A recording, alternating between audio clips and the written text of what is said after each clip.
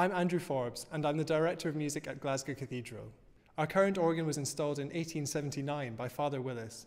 Beginning life as a three-manual instrument, it's been enlarged over the years by Willis II, Walkers, and most recently in 1996, when Harrison and Harrison undertook a major rebuild.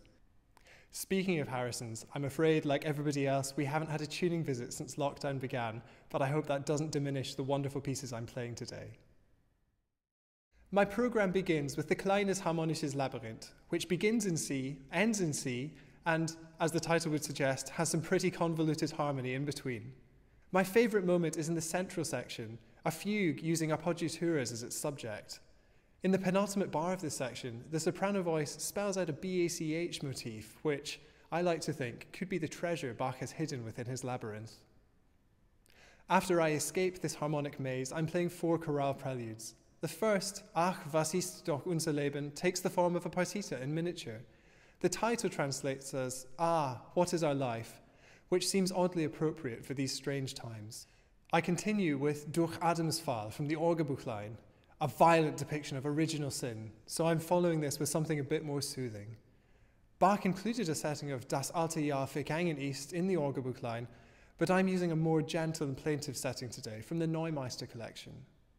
The Neumeister collection was discovered in 1985 by Christoph Wolff, and there's much debate around the authenticity of these chorales. This brings me on to my next piece, a canonic setting of Jesu, der du meine Seele. It's a quirky little number, but like the Neumeister collection, its authorship is uncertain.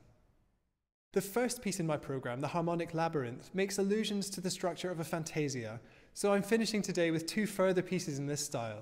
The Fantasia in C is an early work dating from Arnstadt and Mühlhausen, but despite his youth, Bach already displays his trademark commitment to thematic material. This work really sets a precedent for the larger fantasias and preludes he'd write later in life.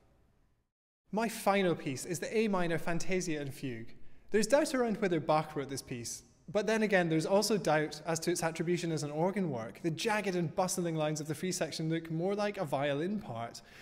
But it does work as a keyboard piece, and by the final section we can certainly enjoy all the power the organ has to offer.